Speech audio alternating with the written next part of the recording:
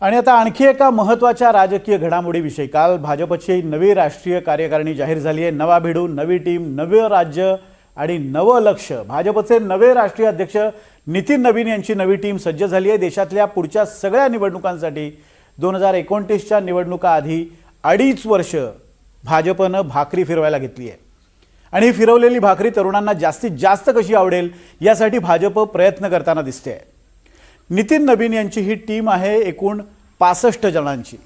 यामध्ये 13 उपाध्यक्ष, 8 महासचिव आणि 16 सरचिटणीस आहेत। या टीममध्ये कुणाला घेतलंय, चेहरे कोण कोण आहेत, कुठल्या समाजाचं ते प्रतिनिधित्व करणारे आहेत, त्यांचं वय काय, या सगळ्यातून काही महत्त्वाचे मेसेजेस भाजपने दिलेत। पाहूयात टीम नितीन नवीनचे डेमोग्राफिक्स नेमके काय आहेत।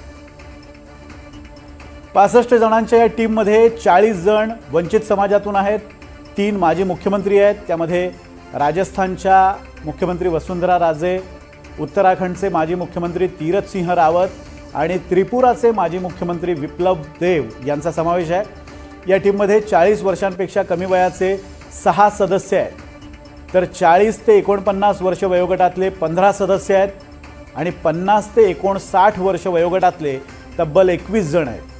स्वतः नवीन हे 46 वर्षांचे आहेत। तर जंतर मंतरवरचं जेन झीचं आंदोलन आणि जेन झीची ताकद ओळखण्यात भाजप थोडीशी कमी पडली होती। ती वेळीच ओळखून नवी टीम निवडताना नितीन नवीन यांनी त्यांच्या टीमचा चेहरा हा तरुण ठेवण्याचा प्रयत्न केला आहे। आपल्या महाराष्ट्रापुरतं बोलायचं झालं तर महाराष्ट्रातून पियुष गोयल यांना कोषाध्यक्षपदी कायम ठेवण्यात आलंय। विनोद तावडे हे राष्ट्रीय महामंत्री असणार आहेत। भारती पवारांना राष्ट्रीय उपाध्यक्ष करण्यात आलंय, तर प्रीती गांधी या सोशल मीडिया संयोजक असणार आहेत। याशिवाय शिवप्रकाश यांची राष्ट्रीय सहमहामंत्रीपदी नियुक्ती करण्यात आली आहे। महाराष्ट्रातला प्रमुख चेहरा अर्थातच विनोद तावडे। विनोद तावडेंनी गेल्या काही वर्षात विविध राज्यांमध्ये यशस्वी केलेल्या मोहिमांचं बक्षीस विनोद तावडेंना मिळालंय। विनोद तावडेंच्या प्रभावी संघटन कौशल्याची आणि रणनीतीची कसोटी होती ती बिहारमध्ये। 2023 मध्ये राजद आणि जेडीयू सरकार हटवून एनडीए आघाडीचं सरकार स्थापन करण्यात आलं। विनोद तावडेंचा त्यामध्ये महत्त्वाचा वाटा होता। 2025 मध्ये तावडेंच्या रणनीतीखाली भाजपला बिहारमध्ये निर्णायक यश मिळालं।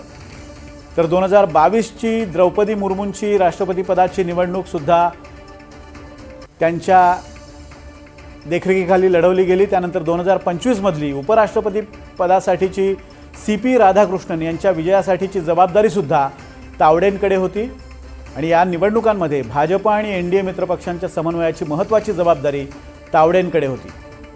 त्रिपुरा आणि राजस्थानमधल्या मुख्यमंत्रीपदाच्या निवड प्रक्रियेचे निरीक्षक अशा महत्त्वाच्या जबाबदाऱ्या विनोद तावडेंनी गेल्या काही वर्षात यशस्वीपणे निभावल्या। अमित शहांचे विश्वासू अशी सुद्धा त्यांची ओळख आहे, निकटवर्ती अशी ओळख आहे।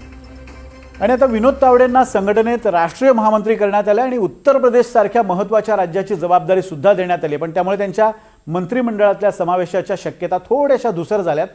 विनोद तावडेंव्यतिरिक्त आणखी टीम नितीन नवीन यांच्या टीममधल्या 2 महत्त्वाच्या चेहऱ्यांची चर्चा आहे। ती चर्चा म्हणजे पहिला नाव आहे ते म्हणजे स्मृती इराणी यांचं आणि दुसरं नाव आहे ते राम माधव यांचं।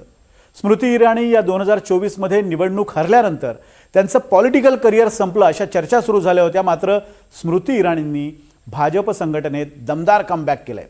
माजी केंद्रीय मंत्री स्मृती इराणी यांना राष्ट्रीय महामंत्री करण्यात आलंय। स्मृती इराणी यांचा चेहरा आणि त्यांचा आक्रमक पवित्रा शिवाय धारधार भाषण शैली याचा फायदा पक्षाला उत्तर प्रदेशच्या निवडणुकीत होऊ शकतो। स्मृती इराणींबरोबरच राम माधव यांनी भाजप संघटनेत कमबॅक केलंय। राम माधव यांना राष्ट्रीय उपाध्यक्ष करण्यात आलंय। RSSचे प्रचारक असलेल्या राम माधव यांची ही भाजपमधली दुसरी इनिंग असेल। राम माधव हे संघाचे प्रवक्ते होते। 2014 मध्ये संघानं त्यांना पक्ष संघटनेत पाठवलं होतं। ईशान्येकडची राज्य आणि जम्मू काश्मीरमध्ये पक्ष संघटनेचा विस्तार करण्यात राम माधव यांची महत्त्वाची भूमिका राहिली आहे। RSSचेच प्रचारक सुनील बन्सल यांनाही राष्ट्रीय महासचिव पद देण्यात आलं आहे। तसंच महत्त्वाचं नाव म्हणजे RSSचे BL संतोष पक्षाच्या महासचिवपदी कायम राहणार आहेत। तर RSSचे आणखी 2 प्रचारक शिवप्रकाश आणि सौदान सिंह हे संघटन सहमंत्री असतील। या सगळ्याचा अर्थ काय तर भाजपच्या संघटनेवर आता RSSचा प्रभाव आहे। RSSची पकड आहे। 2024ला आपल्याला आठवत असेल तर लोकसभा निवडणुकीआधी भाजपला संघाची गरज नाही असं वक्तव्य JP नड्डांनी केलं होतं। नड्डा यांच्या या वक्तव्यानंतर संघ अलिप्त राहिला आणि लोकसभा निवडणुकीत त्याचे विपरीत परिणाम भाजपला दिसले होते. 2029ची निवडणूक तर सर्वार्थानं जास्त आव्हानात्मक असेल, त्यामुळे भाजप आता संघाची मदत किंवा प्रभाव नाकारण्याचं धाडस करणार नाही असं दिसतंय. थोडक्यात काय तर अनुभवी टीम, नवतरुण नेतृत्व, वैचारिक बांधिलकी कायम ठेवत पण जेन झीचं लक्ष ठेवत भाजपनं या नव्या टीमची बांधणी केलेली दिसते. या टीम पुढे दोन महत्त्वाची लक्ष्य असणार आहेत. एक म्हणजे पुढच्या वर्षी 2027 साली होणारी उत्तर प्रदेश विधानसभा निवडणूक आणि 2029ची लोकसभा निवडणूक.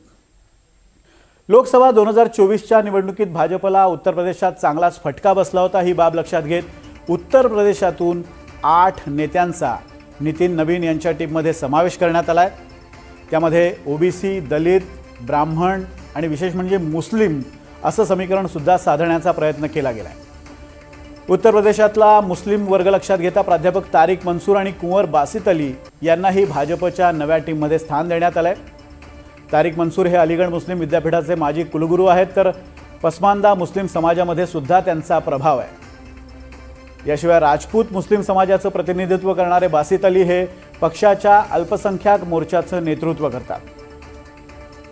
उत्तर प्रदेश हे लोकसभेच्या सर्वाधिक जागा असलेलं राज्य आहे. उत्तर प्रदेश विधानसभा निवडणुकीत काय होणार यावर आपल्याला माहिती आहे की 2029च्या लोकसभा निवडणुकीचं भवितव्य ठरणार आहे.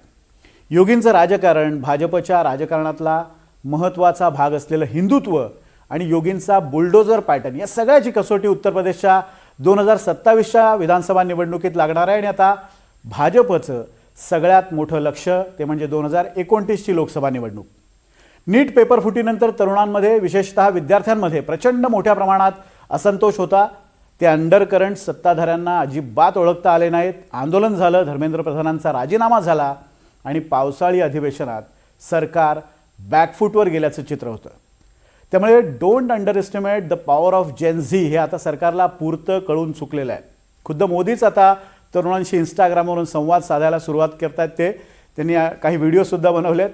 साहजिकच आहे की भाजपच्या नव्या टीमचा भर असणार आहे तो जेन झी आणि सोशल मीडिया प्रचारावर. नीट पेपर फुटी आणि जेन झींच्या आंदोलनाच्या काळात भाजपचं सोशल मीडिया हाताळण्याची जबाबदारी ज्यांच्यावर होती त्या अमित मालवीय यांना हटवण्यात आले. आंदोलनाचे अंडरकरंट्स मालवीय ओळखू शकले नाहीत म्हणून त्यांची उचलबांगडी करण्यात आली.